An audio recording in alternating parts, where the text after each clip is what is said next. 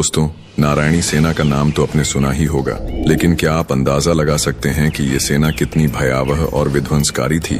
कल्पना कीजिए, एक ऐसी अजेय सेना जिसका एक एक सैनिक महाभारत के युद्ध में हजारों योद्धाओं से अकेले लोहा लेने में सक्षम था। एक ऐसी टुकड़ी जिसका हर सैनिक मायावी युद्ध कला में निपुण था और जो केवल उन्हीं को दिखाई देती थी जिनके पास दिव्य दृष्टि थी। लेकिन कुरुक्षेत्र का युद्ध समाप्त होते ही यह सेना रहस्यमयी तरीके से लुप्त हो गई। आखिर यह सेना कहाँ गई? क्या यह पूरी तरह नष्ट हो गई या फिर किसी गुप्त लोक में जाकर किसी खास समय के आने की प्रतीक्षा कर रही है? और सबसे बड़ा सवाल, क्या कलयुग में यह सेना फिर से लौटेगी? आज हम इस रहस्य को जानेंगे एक ऐसी कथा के माध्यम से जो महाभारत के पन्नों से निकलकर भविष्य की ओर इशारा करती है। श्री कृष्ण ने अपने राज्य की सुरक्षा के लिए एक विशेष सेना तैयार की, लेकिन यह कोई साधारण सेना नहीं थी। यह उन योद्धाओं की टुकड़ी थी जो न केवल शस्त्रों में निपुण थे बल्कि तपस्या, योग बल और दिव्य शक्तियों से भी सुसज्जित थे।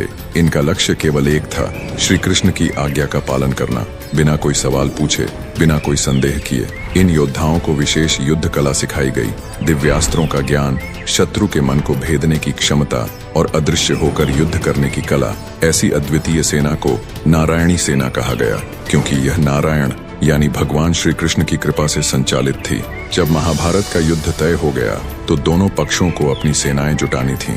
दुर्योधन और अर्जुन दोनों सहायता मांगने के लिए द्वारका पहुंचे, लेकिन जब वे श्री कृष्ण के पास पहुंचे तो कृष्ण विश्राम कर रहे थे। जब श्री कृष्ण जागे तो दोनों ने श्री कृष्ण को अपनी तरफ से युद्ध लड़ने को कहा। यह सुनकर कृष्ण ने कहा, मैं तो किसी एक के ही साथ हो सकता हूँ। अब उन्होंने दोनों को एक कठिन चुनाव दिया।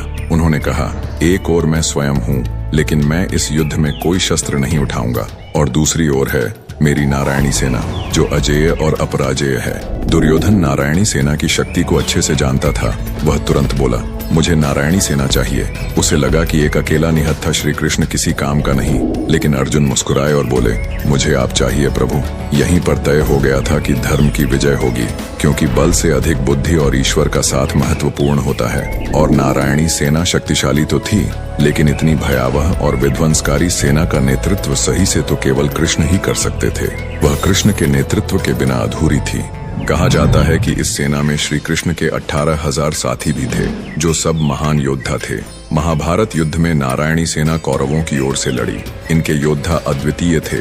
वे मायावी अस्त्रों का प्रयोग कर सकते थे, शत्रु की मानसिकता को प्रभावित कर सकते थे और इतना अनुशासित युद्ध करते थे कि इन्हें हराना असंभव लगता था। भीम, सात्यकी और अर्जुन ने मिलकर इनका घोर संहार किया, लेकिन फिर भी यह सेना अपनी आखिरी सांस तक लड़ी। लेकिन दोस्तों, असली रहस्य तो इसके बाद शुरू हुआ। युद्ध के बाद यह सेना कहाँ गई? महाभारत युद्ध समाप्त हुआ, श्री कृष्ण द्वारका लौट गए, लेकिन युद्ध में बची हुई नारायणी सेना का कोई नामो निशान नहीं था। क्या वे युद्ध में पूरी तरह समाप्त हो गए थे? नहीं। कुछ ऋषियों और योगियों का मानना है कि श्री कृष्ण ने अपनी योग माया से इस सेना को एक गुप्त लोक में भेज दिया।